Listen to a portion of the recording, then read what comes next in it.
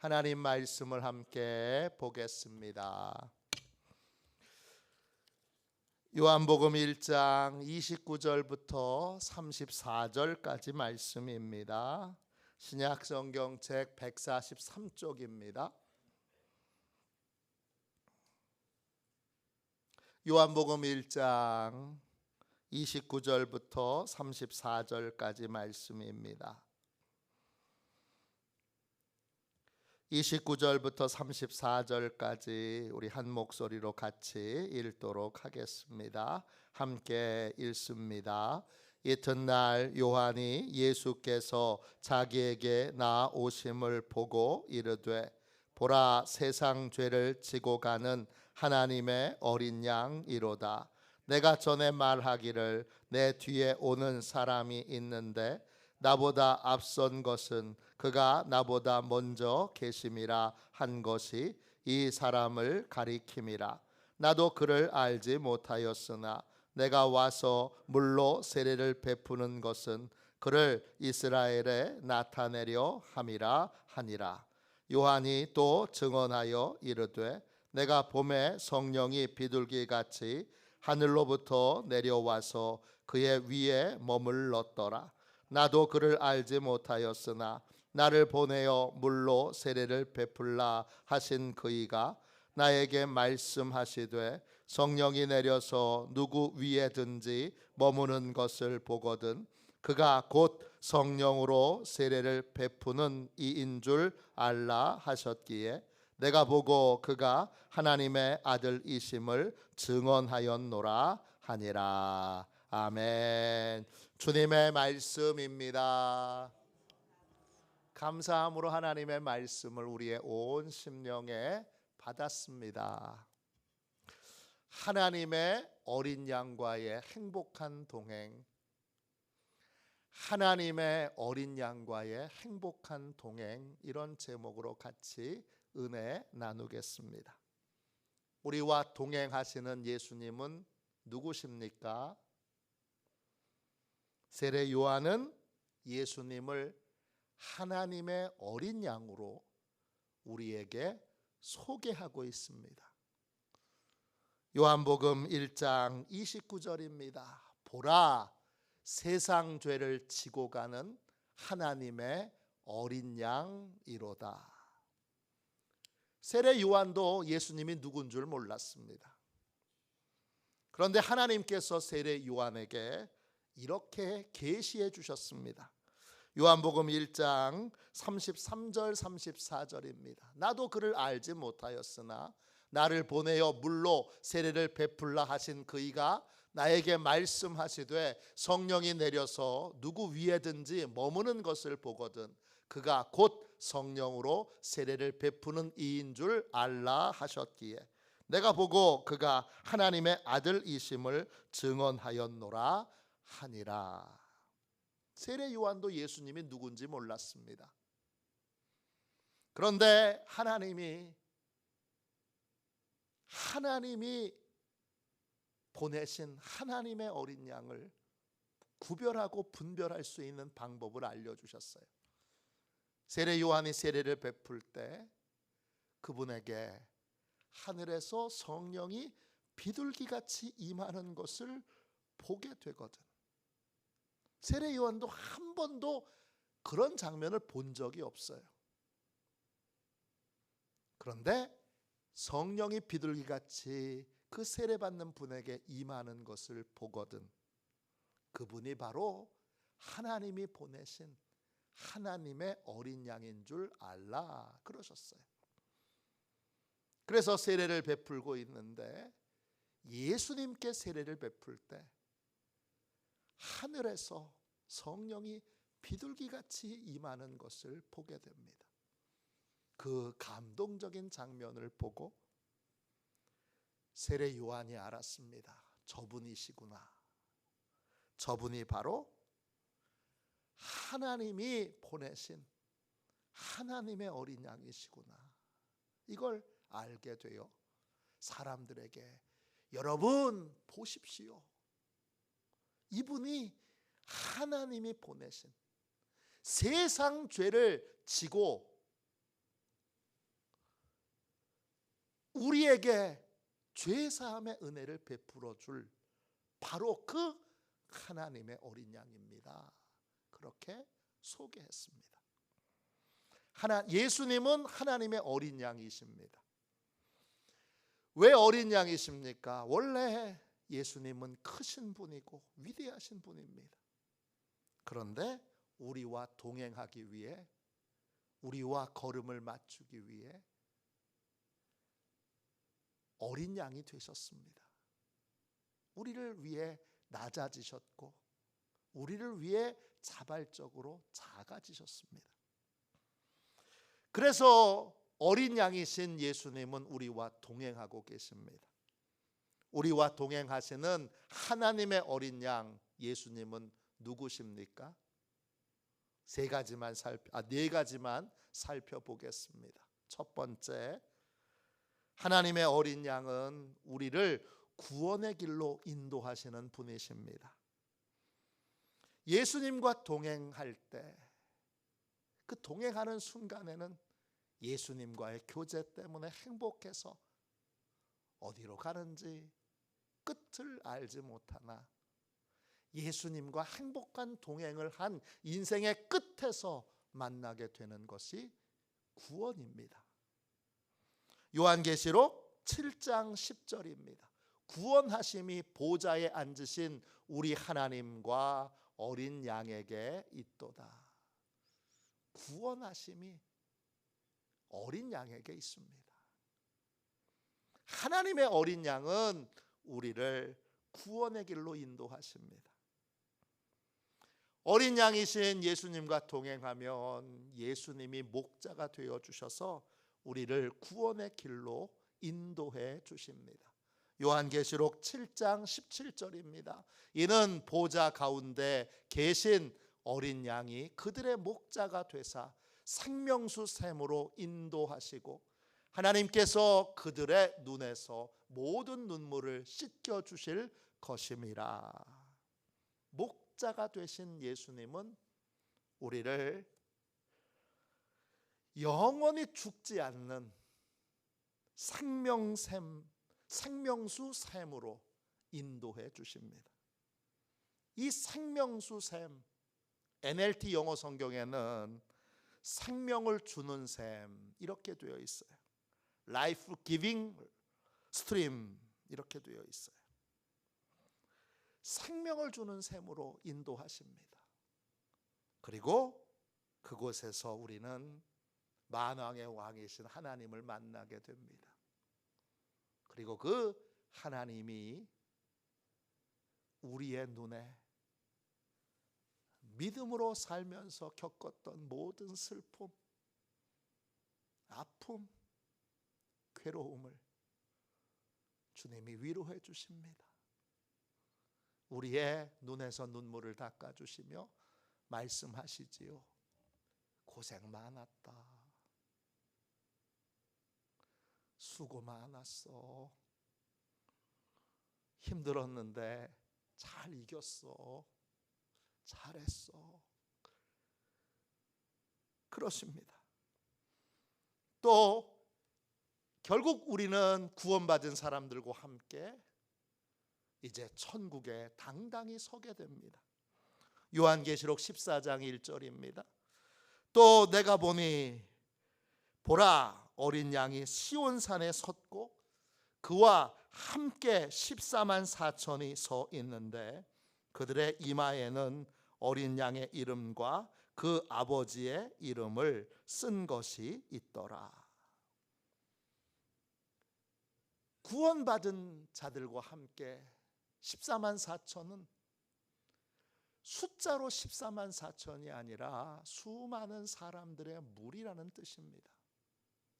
이 14만 4천을 신천지가 다 또 수많은 이단들이 다 왜곡시켜놔서 14만 4천이 정말 구원받은 숫자라면 14만 4천이 왜 다 한국 사람이어야 돼요?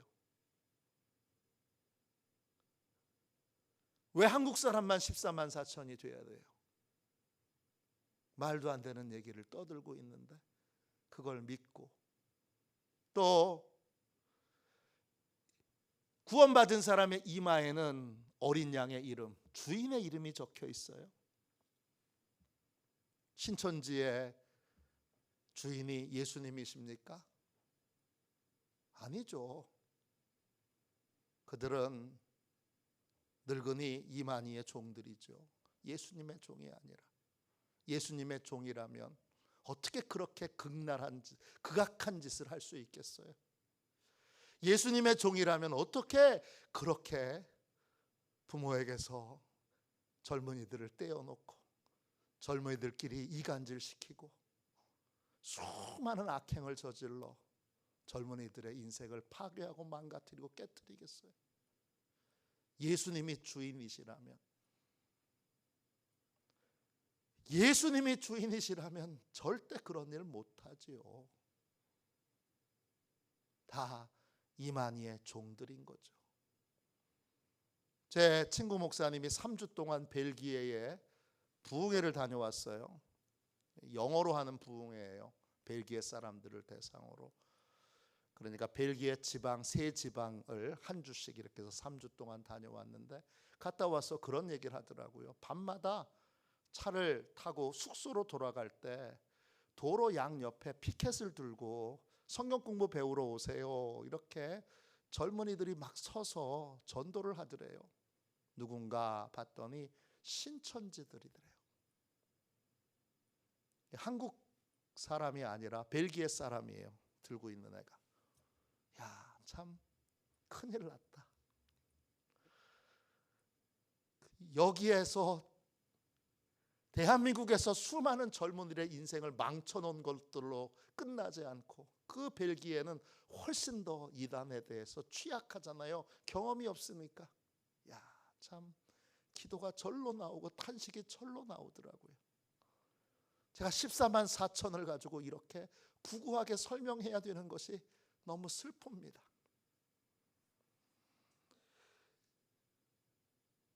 예수님, 하나님의 어린 양이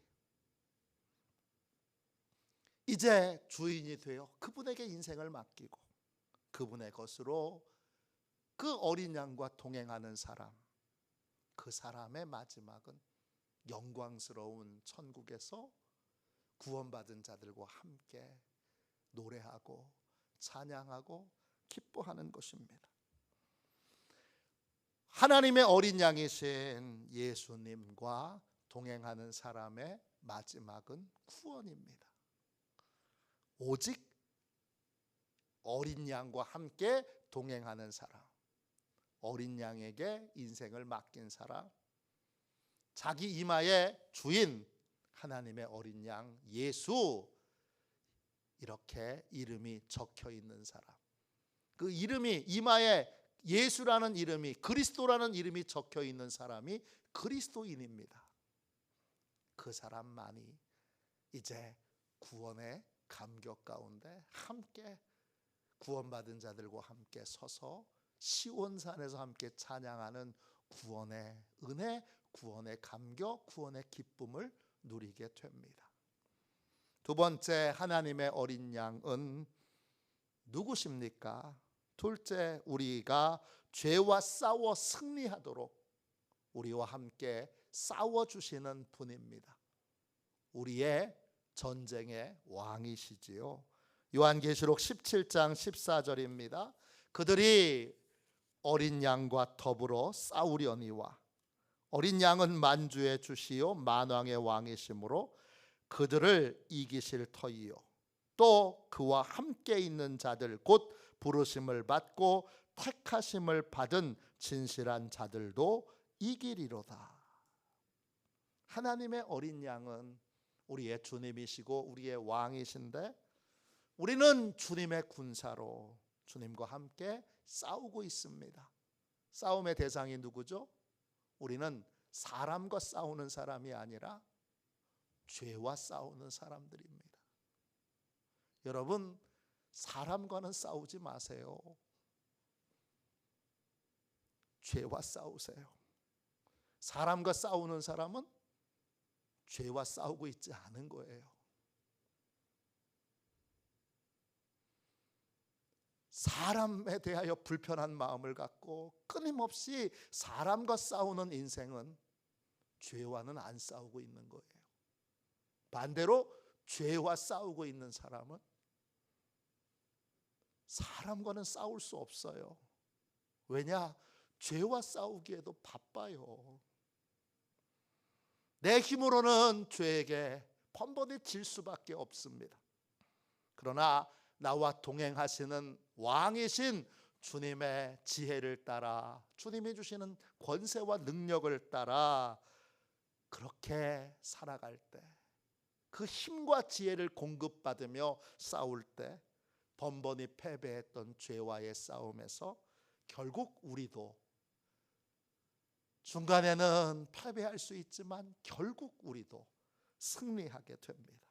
요한계시록 14장 4절 5절입니다. 이 사람들은 여자와 더불어 더럽히지 아니하고 순결한 자라, 어린 양이 어디로 인도하든지 따라가는 자며, 사람 가운데에서 속량함을 받아 처음 익은 열매로 하나님과 어린 양에게 속한 자들이니 그 입에는 거짓말이 없고 흠이 없는 자들이더라. 하나님의 어린 양이신 예수님의 은혜로 속량함을 받고 또 예수님의 인도를 따라 예수님의 것으로 사는 사람은 세상 사람들과 더불어 죄를 짓지 않고 죄와의 싸움에서 순결을 지키고 진실을 지키고 그리고 흠없는 자로 하나님 앞에 서게 됩니다. 지금은 우리가 당당하게 죄와 싸워 이겼노라고 말하지 못하지만, 그래서 참 부끄럽지만 왕이신 주님이신 예수님이 지혜를 주시고 힘을 주셔서 그걸로 공급받아 그 힘으로, 그 지혜로, 그 능력으로 싸울 때 우리도 반드시 죄와의 싸움에서 승리하게 될 날이 오게 될 것입니다. 세 번째, 하나님의 어린 양이신 예수님은 누구십니까? 은혜의 자리에 들어갈 자격을 나한테 주시는 분입니다. 레위기 1장 10절입니다. 만일 그 예물이 가축대의 양이나 염소의 번제이면 흠없는 수컷으로 드릴지니 그랬습니다. 구약에서 예배의 자리에 나오려면 흠없는 제물을 준비해야 합니다.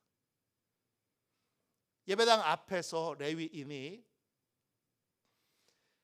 준비한 예물이 흠이 있는지 없는지 검사합니다. 자, 한 주간 내내 또는 예배를 드리기 전에 삶에서 정직하고 진실하고 하나님을 경외하며 살았더라도 흠이 있는 예물을 가지고 왔으면 어떻게 되죠? 예배당에 못 들어갑니다. 반대로 평소의 삶에는 참 엉망이고 부족한 게 많고 실수투성이고 그리고 허물과 수치가 많은 인생이지만, 여러분 어쩌다가 그날은 정신을 바짝 차리고 각성하여 정말 순결한 예물을, 하나님이 원하시는 흠없는 제물을 준비해서 가지고 갔다면 그 사람은 예배당 안에 들어갑니다. 하나님의 큰 은혜가 부어지는 예배의 자리에 들어갈 수 있느냐 들어가지 못하느냐는 나의 의에 달려 있지 않습니다. 어디에 달려 있느냐? 제물의 의에 달려 있습니다. 번제물의 의에 달려 있습니다. 번제물이 흠이 없는 제물이냐 흠이 있는 제물이냐에 따라서 예배의 자리에 들어갈 수 있느냐 없느냐가 결정됩니다. 은혜의 자리에 들어가느냐 들어가지 못하느냐, 그건 오직 제물에 달려 있습니다. 그러므로 하나님의 어린 양과 동행하는 사람은 언제든지 은혜의 자리에 들어갈 충분한 자격을 갖게 됩니다. 왜냐? 하나님이 준비하신 하나님의 어린 양보다 더 완벽한 그러한 제물은 없기 때문입니다. 베드로전서 1장 19절입니다. 오직 흠없고 점없는 어린 양 같은 그리스도의 보배로운 피로 된 것이니라.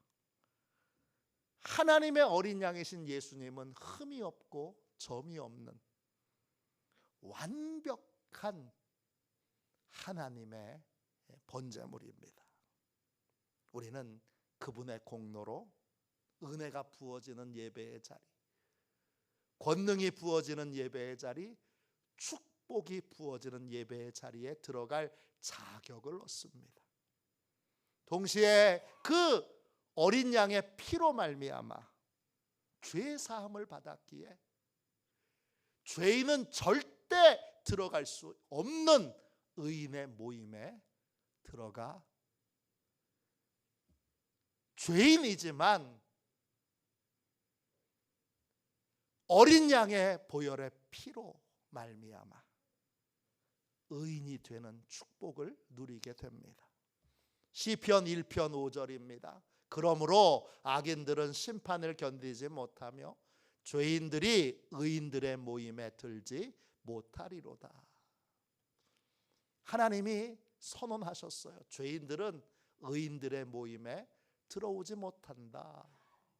하나님이 막으세요. 그런데 우린 다 죄인이잖아요.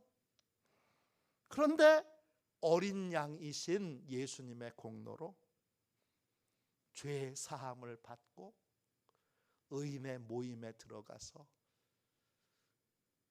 한실로는 죄인이지만 의인의 삶으로 하나님이 새롭게 인정해 주셔서 새롭게 재판해 주셔서 죄 없는 자가 되어 의인의 모임에 들어갈 수 있게 됩니다. 마지막 네 번째로 하나님의 어린 양이신 예수님은 누구십니까? 죄 사함의 은혜를 수시로 받게 하는 분이십니다. 레위기 1장 4절입니다. 그는 번제물의 머리에 안수할지니 그를 위하여 기쁘게 받으심이 되어 그를 위하여 속죄가 될 것이라. 구약에 예배를 드리러 온 사람은 자기가 가지고 온 예물에게 머리에 안수를 합니다. 머리에 안수하는 건 내 죄를 이 제물에게 전가시키는 거예요. 뒤집어 씌우는 거예요. 맡기는 거예요. 그래서 그 제물이 내 죄를 대신해서 죽음으로 내가 죄의 형벌에서 벗어나는 겁니다. 이걸 우리와 동행하시는 하나님의 어린 양 예수님께 우리는 수시로 하게 됩니다. 한 번만 하게 되는 게 아니에요. 죄를 저지를 때마다 또 과거에 저지른 죄가 떠오를 때마다 즉시 우리는 하나님의 어린 양에게 가서 안수하는 마음으로 그 어린 양에게 자백하게 됩니다. 제가 이런 죄를 저질렀습니다. 제가 이런 부끄러운 일을 했습니다. 그러면 그 예수님이 내 죄를 예수님에게로 옮겨주십니다. 그러면 나는 내 죄에서부터 깨끗함을 받게 됩니다. 요한일서 1장 9절입니다. 만일 우리가 우리 죄를 자백하면 그는 미쁘시고 의로우사 우리 죄를 사하시며 우리를 모든 불의에서 깨끗하게 하실 것이요. 내가 내 죄를 자백하면 주님이 내 죄를 나 자신에서 주님에게로 옮겨주십니다. 그게 모든 불의에서 깨끗하게 하시는 겁니다. 인생에서 한 번만 해야 되나요? 예수 믿는 사람들은 참 자기를 과대평가합니다. 예수님 믿으면 자기가 죄 하나도 안 저지를 줄로 그렇게 진짜 과대평가합니다. 그래서 회개하는 걸 아주 자존심 상해합니다. 참 이상한 그러한 행동입니다. 우리는 죄가 생각날 때마다 그냥 하나님의 어린 양께 가서 죄를 자백하면 됩니다. 이거 뭐하고 똑같은 거냐? 빨래하는 거랑 똑같은 겁니다. 그걸 왜 자존심 상해합니까? 그걸 왜 부끄러워합니까? 왜 부끄러워하느냐? 이유는 하나죠. 나를 잘 몰라서 그러는 거죠. 나를 잘 모르고 나에 대하여 착각에 빠져 과대평가하고 과대포장하고 있는 거예요. 전 여러 번 그런 분들을 만났습니다. 물론 저도 그런 사람이었습니다. 저도 제 죄에 대하여 내가 예수 믿는데, 더더군다나 저는 목사잖아요. 내가 목사인데, 그럼 목사는 죄를 안 저지르느냐? 그런 게 어디 있습니까? 인간인데. 행위의 죄를 안 저질렀어도 마음의 죄를 저지르고, 마음의 죄를 저지르지 않았어도 의도의 죄를 저지르고, 그리고 나태의 죄도 있고, 또 순종을 뒤로 미루는 죄도 있고, 수많은 죄들이 있는데 죄를 안 저지르는 사람처럼 죄를 저지르는 것에 대해서 회개하는 것을 여러분 자존심 상해하는 건 철저하게 사단의 계략에 속아 넘어가는 겁니다. 빨래하는 것하고 똑같아요. 진짜 심각한 사람은 어떤 사람이에요? 결혼했는데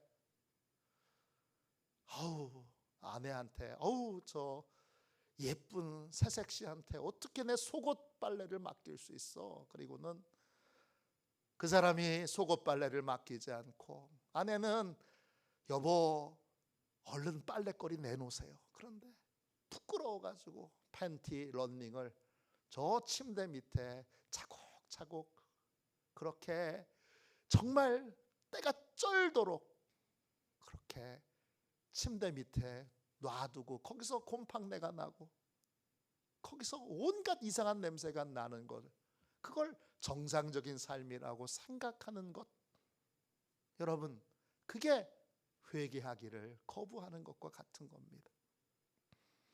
우리는 수시로 더러운 옷을 빨듯이, 아내가 얘기하잖아요. 또 빨래하는 남편들도 계시죠. 남편이 말하잖아요.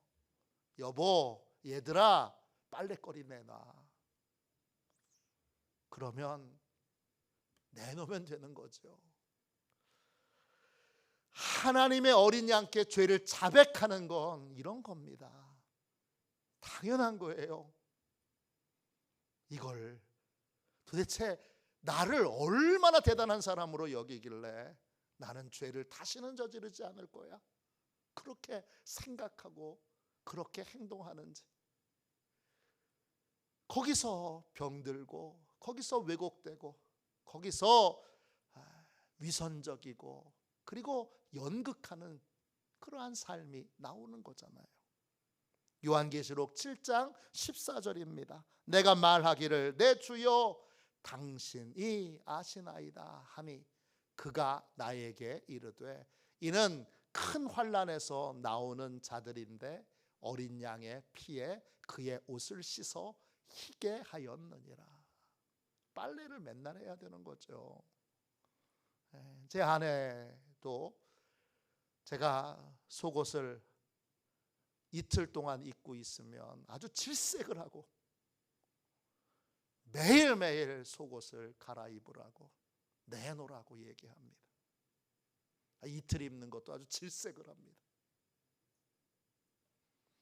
우리는 새벽에 저녁에 또 죄가 생각날 때 주님께 빨래하러 가는 겁니다.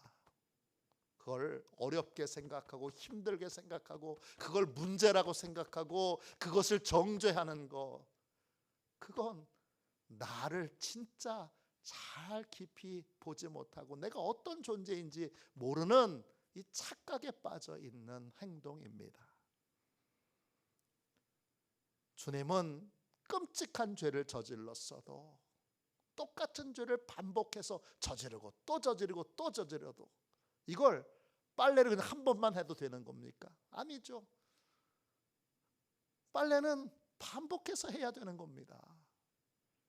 아주 청결하고 깨끗하신 분들은 매일 빨래를 합니다. 매일 빨래를 하는 삶이 거룩함을 지키는 삶이에요. 끔찍한 죄를 저질렀어도, 같은 잘못을 반복해서 저질렀어도 하나님의 어린 양이신 예수님께 자백하면 주님이 반드시 그 죄를 가져가십니다. 빨래해야죠. 빨래하십시오. 냄새가 풀풀 나는데 시간이 지나면 나도 알고 다른 사람도 아는데 나 죄 없어. 냄새가 나는데 무슨 죄가 없어요. 나도 알고 가족도 알고 그리고 세상 사람들도 다 아는데 나 죄 없어. 아유, 이거 참 언제까지 꽁꽁꽁 빨래 안 하고 그렇게 숨겨두겠어요. 숨겨두면 숨겨둘수록 냄새가 더 나는 거죠. 냄새가 나는데 아유, 나는 깨끗해. 냄새가 증명하잖아요. 영혼의 냄새가 있잖아요. 죄의 냄새가 있잖아요, 여러분. 빨래하면 되는 겁니다. 주님께 자백하면 주님의 보혈의 피로 우리의 영혼의 옷을 깨끗하게 씻어 정결하게 해주십니다. 그래서 우리가 정결한 삶을 살 수 있는 겁니다.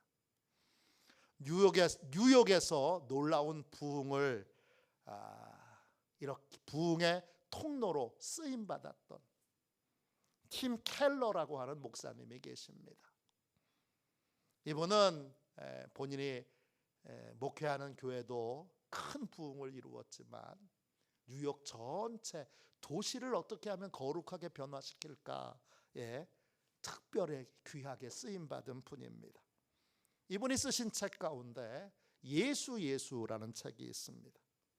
원제는 히든 크리스마스, 숨겨진 크리스마스, 이런 책입니다. 이분은 2003년도 5월 19일에 하나님의 부름을 받았습니다. 이분이 버지니아 주의 작은 마을에서 처음 목회를 시작할 때 그 마을에 과거에 문란했던 사생활을 가졌던 한 여인이 있습니다. 이 여인은 혼자 아이들을 키우며 가난하게 살고 있습니다. 늘 과거의 죄 때문에 우울했고 과거의 잘못 때문에 마을 사람들에게, 이웃들에게 손가락질을 받고 있었습니다. 팀 켈러 목사님은 그녀에게 복음을 전했습니다. 복음을 전하자 그녀의 얼굴이 환해지면서 그녀가 기쁨으로 예수 그리스도를 나의 주님으로 영접했습니다. 일주일 후에 다시 그녀를 만났을 때 그녀는 울고 있었습니다. 언니에게 전화를 걸어서 자신이 예수님을 믿게 됐다는 이야기를 하자 언니의 비웃음만 샀다는 것입니다. 언니가 이렇게 말하더라는 거예요. 언니가 그러는 거예요. 그게 무슨 소리야? 그 목사가 하는 말이 평생 너처럼 미련하고 부도덕한 짓만 저지른 사람도 죽기 5분 전에 회개하고 예수만 믿으면 그냥 구원받는다는 거야? 정말 착하게 살지 않아도 천국 간다고? 절대 못 믿어. 정신 차려. 너도 절대 믿으면 안 돼. 그녀의 언니에게 자격 없는 자가 하나님의 사랑으로 십자가의 복음으로 구원을 받는다는 것, 그 생각 자체가, 그 기대 자체가 어리석은 거고 위험한 것으로 여겨졌습니다. 팀 켈러 목사님은 울고 있는 이 여성에게 성경을 읽어줍니다. 성경 말씀을 들으면서 그 여인은 자신의 믿음이 성경에 근거하고 있다는 걸 알게 됩니다. 그리고 성경 말씀을 들으면서 그리스도께서 자기처럼 작고 연약하여 구원자가 필요한 자들을 위하여 그들을 구원하시기 위해 오셨다는 사실을 다시 깨닫게 됩니다. 그러자 구원의 기쁨이 되살아났습니다. 우리도 주님께 이렇게 묻습니다. 주님, 정말 부도덕한 짓만 저지른 사람도 죽기 5분 전에 회개하고 예수만 믿으면 구원 받습니까? 이 질문에 주님은 자신이 매달려 죽은 십자가를 보여줍니다. 예수님을 몰랐을 때 우리는 죄를 저지르거나 삶에서 실패했거나 삶이 무너졌을 때 도대체 어디로 가야 하는지 몰라서 방황하게 됩니다. 그러나 예수님을 알고 난 후에는 이제 어디로 가야 하는지 명백하게 합니다. 삶이 무너졌을 때, 더 비참한 건 가정이 무너졌을 때, 아내가 손가락질하고 나를 떠났을 때, 더 끔찍한 건 아들, 딸이 더 이상 나를 아버지로, 어머니로 인정하지 않고 나를 경멸하는 눈으로 바라보고 나를 떠났을 때, 모든 게 다 무너지고 모든 것이 다 끝난 것처럼 여겨질 때, 여러분, 우리는 돌아갈 곳이 있습니다. 나를 위해 자기의 생명을 십자가에서 내어주신 하나님의 어린 양 예수님께로 돌아가야 합니다. 언제나 하나님의 어린 양 예수님께로 돌아가면 어린 양이 주시는 힘, 어린 양이 주시는 능력, 어린 양이 주시는 은혜로 우리는 다시 일어날 수 있습니다. 다시 어린 양이신 주님과 동행하는 삶을 힘차게 살아갈 수 있습니다. 언제나 변함없이 그렇습니다. 여러분에게는 하나님의 어린 양이 있습니다. 그분은 절대 여러분을 떠나지 않고 여러분을 버리지 않고 여러분을 구원의 길로 반드시 인도하시고 날마다 죄와 허물을 씻어주시고 죄인의 자리가 아닌 의인의 모임에 들 수 있는 자격을 주시며, 그리고 죄와의 싸움에서 늘 패배해도 다시 일어서 죄와 싸울 수 있는 힘을, 능력을, 권세를 주셔서 결국 이기게 하십니다. 이 주님과 함께 늘 동행하고 힘들 때 주님께 나오는 저와 여러분이 되시기를 주님의 이름으로 축원합니다. 가슴에 손을 얹고 기도합시다. 자비로우신 하나님, 하나님께서 우리에게 주신 하나님의 어린 양 예수님과 함께 동행하게 되어 너무 행복합니다. 자격도 공로도 없는 우리와 늘 어린 양이신 예수님께서 동행하여 주셔서 감사합니다. 주님의 말씀을 듣고 따를 때 주님이 주시는 힘과 능력으로 죄와의 싸움에서 승리하게 될 것을 믿습니다. 아무 자격도 공로도 없으나 예수님의 공로를 붙들고 주여 죄가 생각날 때마다 주저없이 주님 앞에 나와 죄를 자백하게 하여 주시고 우리를 구원의 길, 생명의 길, 영광의 길, 축복의 길로 인도하시는 주님만 믿고 주님만 따르게 하여 주옵소서. 예수님의 이름으로 간절히 기도하옵나이다. 아멘. 주기도문 하겠습니다. 하늘에 계신 우리 아버지, 아버지의 이름을 거룩하게 하시며 아버지의 나라가 오게 하시며 아버지의 뜻이 하늘에서와 같이 땅에서도 이루어지게 하소서. 오늘 우리에게 일용할 양식을 주시고 우리가 우리에게 잘못한 사람을 용서하여 준 것 같이 우리 죄를 용서하여 주시고 우리를 시험에 빠지지 않게 하시고 악에서 구하소서. 나라와 권능과 영광이 영원히 아버지의 것입니다. 아멘. 우리 두 손 들고 함께 주님 3번 부르짖어 간절히 하나님 앞에 기도하겠습니다. 기도합니다. 주여